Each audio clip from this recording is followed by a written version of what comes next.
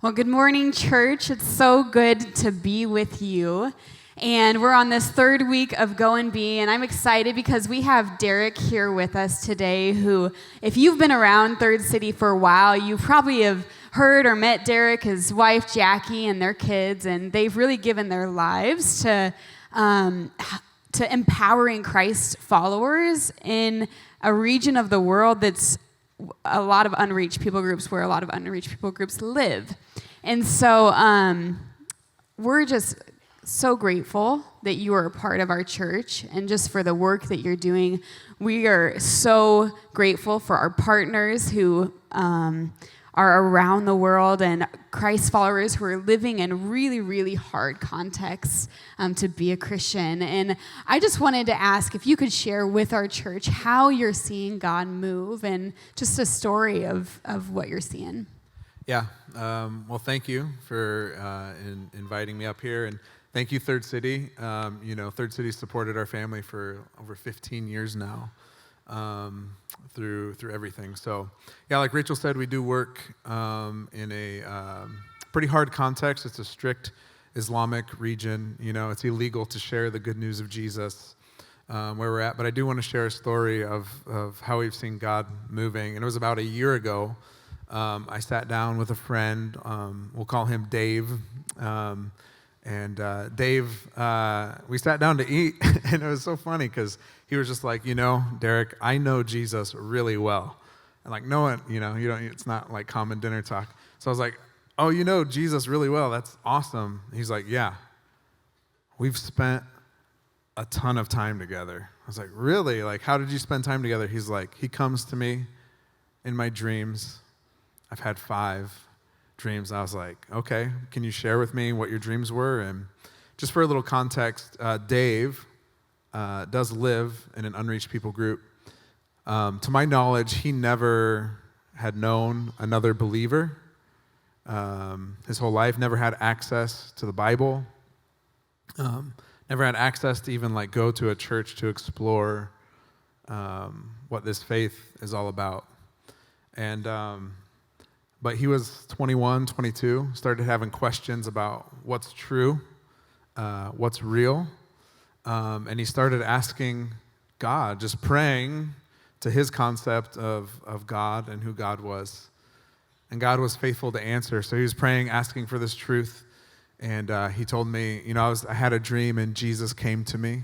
And he goes, you know how I knew it was Jesus? And I said, how did you know it was Jesus? And he said, because one time there was on my satellite TV, there was this Jesus movie that came into my house, and I watched this Jesus film, and it was the same Jesus that came to me in my dream. Amazing. Yeah. So Jesus took his hand and started walking with him. And in the dream, there was like a very small door that everyone was trying to get into, and no one could get through this door. The only one that could get through the door was Jesus. And then Dave said to me, and because I was with Jesus, I was able to get through the door too. And I said, well, what was on the other side of the door? And he started describing what sounded to me like, the Garden of Eden, this place where heaven and earth meets and there's this new creation. And he got to walk with Jesus in that in his dream. And then the Lord just continued to be faithful, coming to him in his dreams and showing him, who Jesus was. And Dave made the decision to follow Jesus and be baptized, and we were able to connect him with one of our partners who's now meeting with him and discipling him and helping him walk through how to follow Jesus in a really difficult context. So it's amazing, to see God just working in those ways. Yeah. And what I love about that is it's clear that God's the one who's reaching Dave, like we've been talking about this. This is God's mission. It's his world, and he is the one who reaches us. But he uses all these different ways, dreams and, the movie, the Bible movie, and then people to come alongside Dave. And so that's an amazing thing. One thing I wanted to ask you was, when we think about, I think sometimes when I like look at the unreached people wall that we've been praying over, the prayer boxes, if you've been doing that, this can seem overwhelming at times. Like the need is so great. And you live in this context, you have opportunity to be in places and meet people. But for someone who's in Grand Island or Broken Bow or watching online or in Nebraska, how do we support? How do we make a difference? Yeah, I would say, not to sound churchy, because we talk about prayer, right? And I don't mean it in the sense of like, oh, you should just pray more, but actual prayer is huge, and prayer is the work. And when you think of like someone like Dave or many Muslims who have had dreams where Jesus has come to them, I believe that's been unlocked by the prayers of the church. So in 1993, Christians began coming together to intentionally pray during Ramadan. Ramadan is when Muslims fast and pray and seek God. And now there's millions every year that are praying during Ramadan for Muslims to encounter Christ. And I don't think it's any coincidence that in the last 30 years, more Muslims have come to Christ than the previous 1,400 combined. And so God is clearly on the move, and in some mysterious way, prayer is linked to that. And so take advantage of the prayer boxes and pray. Another way is to give financially to support kingdom workers, to support different projects that are going on. A lot of these unreached contexts, it's really hard work and takes time and patience and faithful giving of the church. Another way is to go. And Parker, mentioned some trips that are going. We're hoping to host a small trip of maybe one or two people to come and intercede over the places that we're working in. And then the last one is welcome. There is a map up right now. This is from GIPS. And these are all the students that are foreign-born going to our schools right now. So the world's coming to Grand Island. And there's two ways to look at it. There's a worldly way and a biblical way. The biblical way, Paul was preaching in Athens in Acts 17, and he said, from one man, God made all these nations, and he determined the time and the places that they would live so that they might seek God and find him, although God's not far from any of us. And so the biblical way to look at it is God is moving people so that they would have an opportunity to encounter him and encounter truth. And we have that opportunity here to simply welcome. So if you see someone who you may think, hey, maybe they're not from Grand Island, just to simply say, hi, how are you? Get to hear their story and welcome them. Maybe invite them to your home for a meal.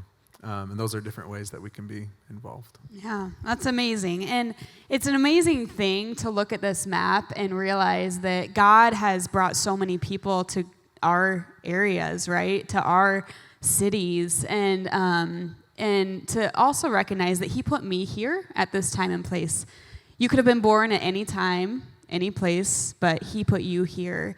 And so, Third City, I hope that we are a church who is curious, who gets to know people's stories, who shares stories, because there is power when we get to know someone.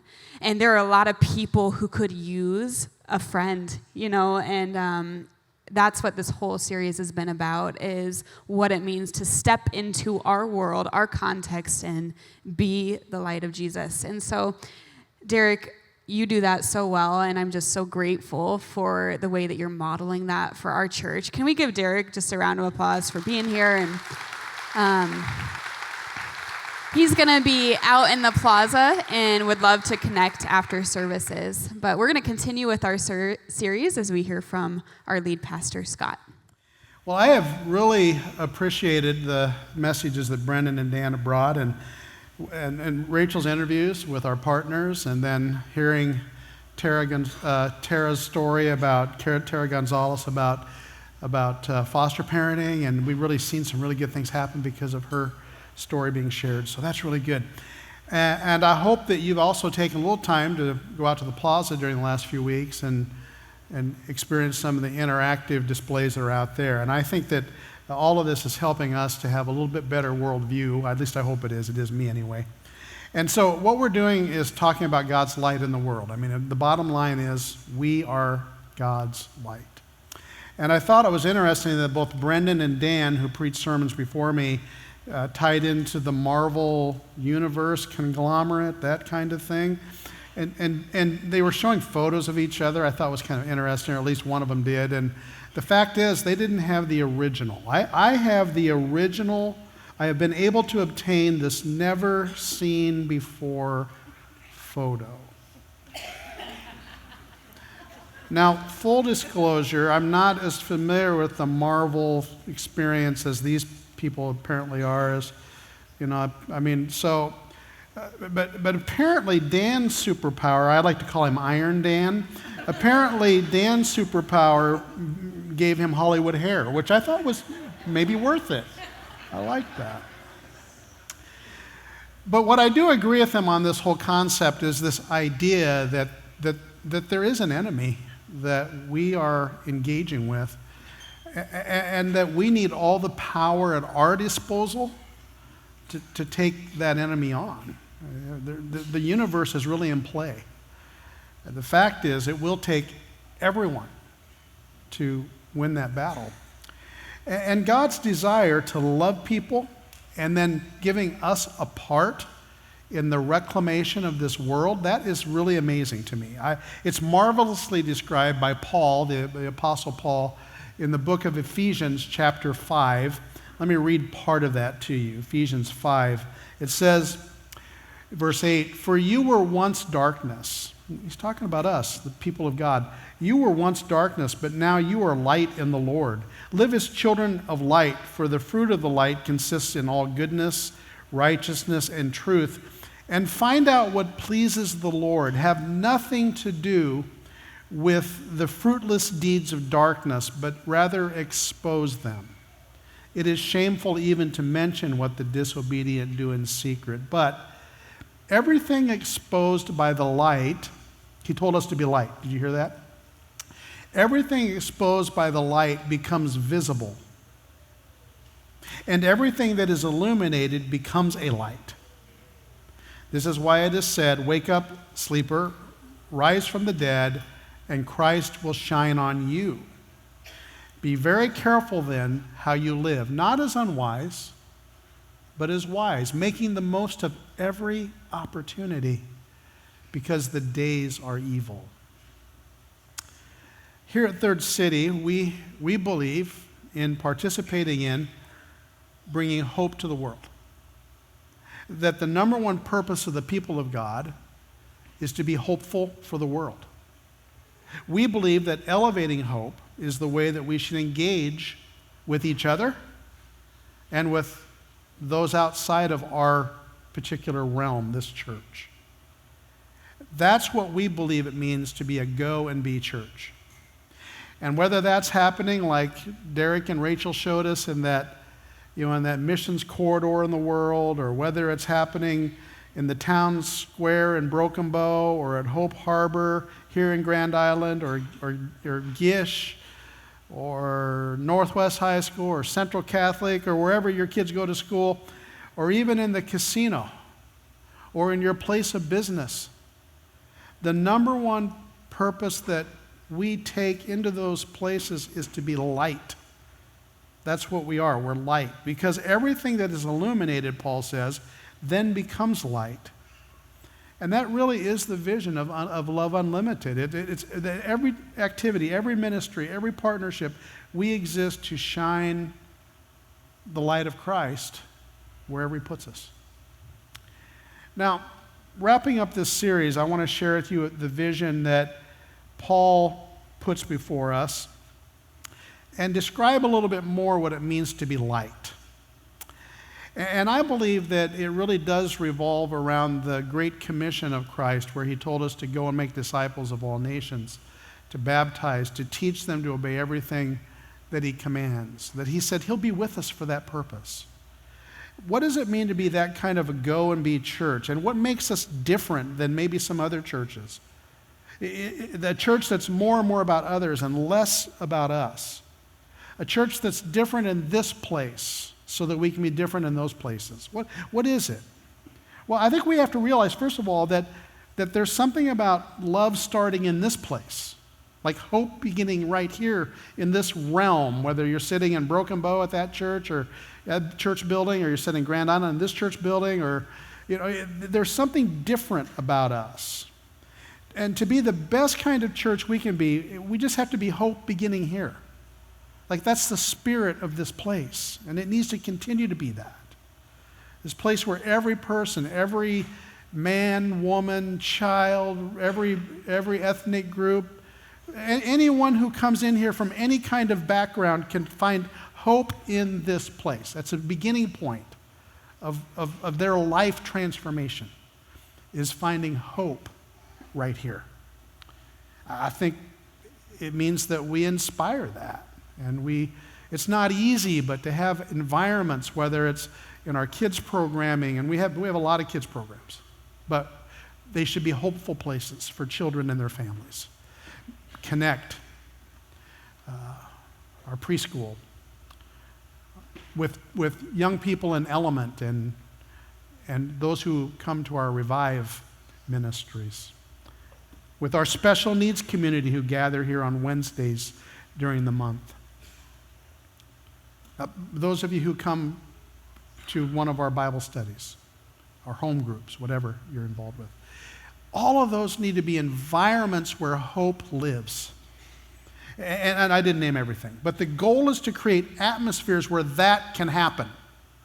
And that the power of Christ happens because hope lives here. Now, it's not easy to do that, and we're always asking questions about it as a church. Like, I think the biggest challenge of not doing that is just us. I mean, because unsaved people think differently than saved people do, so sometimes we kind of get a little selfish in the church, so we start to do churchy things because we're more comfortable with churchy things. And most church folks, we're planning programs and we're asking questions like most of us would be this way. Well, how does this help us? What does this do for us? What do we like? What do I want this to be like? That's human nature. It's not easy, but churches that bring hope actually ask a different question or set of questions. What do they need from us? How can we be something better for them? Do our worship services allow people to interact with God? Forget about my preferences. Does our music, does our teaching, does it meet people where they are and say something to them that God can express to them? A couple of weeks ago, our church began walking with a family who had suffered a tragic and difficult loss, and it's just been devastating. But many of their family members came in from other places, other states, and they were here to support them and grieve with them, of course. And they were able to experience some ministry from this church during that time. And, our church family was there as soon as we found out about the loss, and we, of course, met with the family to plan out the celebration of life. Some family members from other states came to one of our services. And then through the interaction that they had with our church family, it was at the end of the day of the celebration, and I'd gotten to know this family member, and they told me, you know what? We need a church like this where we live. And they talked to me a little bit about the devastation of what their circumstances are. It's just a few hundred miles away. But the fact is, so appreciative, so gracious, we need this. And I'm here to tell you that there's a whole bunch of people outside of these doors who need this. So what do we need to be? Because Jesus is more to us than a consultant or a spiritual option or some special teacher. Life begins with us when we get out of the center of that and let him have the place in center. That's what Jesus wants from us. So here's a question I have for you. What do non-believers need to see from us when they come to our place, this building, Buffalo Run Road in Broken Bow. What do they need to see? What are they looking for? And I know there's a lot of different answers, but here's what I think most would say. If they really boil it down to something, they'd say this: I need to see that God is believable by the way you live your life. I think that by our energy, our authenticity, that they want to see what's real with God. And if they can't see that, I don't blame them for not wanting to be here. I can't blame them. I need to see that what you're telling me is worth pursuing in my life. We don't build this church around our plans. We do it around His. So, but then there's maybe even a more important thing to understand about this. Not just that when people come here, they see something that's real and authentic, very important. It's that when we go to their place, what do they see? You know? Like when we go beyond this into their place. And I hope that what those of you who are here today consider yourselves Christian, I hope you would embrace this. That every one of us is called to be light in this world. Like Jesus talked about this clearly. He said, don't cover up your light, let it shine in the world so that they might see your good deeds and praise your Father who's in heaven. Like your marvelous opportunity, wherever it is that you go beyond this place, is to take the story of hope with you. And to do that, it's going to take a heart that loves others and sees them. Like, it's not about what they see in you as much as what you see in them. Light with illumination that sees. And I think that's what Paul's talking about. He says everything that's exposed to the light becomes visible. Like you go see things that you didn't see before. Everything that's illuminated becomes light. That's why it is said, verse 14, wake up, sleeper, rise from the dead. Christ will shine on you. And then he says, be careful how do you live. Not as unwise, but as wise. Making the most of every opportunity because the days are evil, and they are. It hasn't changed. We got plenty of evil in our day. And because of it, I can find myself, maybe this is just me, but I can start looking at people from this idea of they're broken. You know? Or like even the world, it's broken. God's dream for marriage and the family, broken. City Hall in Washington, broken. The economy, broken. The company I work for, many times broken. Education. Yeah, look, there's no question there's brokenness. There's darkness in this world. But do you see broken or brokenness? Because there is a difference. I mean, what if we stop seeing people from the despair of broken? Because I don't know about you, when I see broken, I think I got to fix that. Like in my house, if something's broken, I got to fix it. Or if it's broken and I can't fix it, I go, forget it. But you know what? If I see something as from the lens or from the side of brokenness, it kind of leans back into me. And I remember what I am. I remember about how grace came into my life when my brokenness was overrunning my life. You see what I'm saying? Like God's word illuminates that. Like He shows me things that He wants to address in my life, in the world that I live in. And instead of discarding things that seem broken, it makes me see them from the lens of brokenness. And then what I do is I start to see a ministry occur. Like a place where I can shine a little hope in someone's brokenness. Because you know what? This world didn't start out broken. It was complete and whole and perfect. But when sin entered the world, that's what broke it. And there's not a human being in this world that started out broken. I don't believe that. I think brokenness entered in when sin entered their life. And the message of the gospel of Jesus is that God recognizes our brokenness and He does something about it. He didn't say broken, He said brokenness, And he sent the light of the world into this world and saved us through Jesus. And then he commissioned us to let our light shine so that they can see Jesus. Weekly, we gather to commune. We call it communion, we call it the Lord's Supper. There's other terms that people have used over the years, but those are the two frequent descriptions we use. Communion is important to me because it represents something really specific happening right here. It's when we gather together on common purpose to celebrate a God who didn't cast us off, but rather by his brokenness entered in. He entered in to save us. We celebrate that. So we're going to pray together, and then I want to come back and just finish this message up after we commune.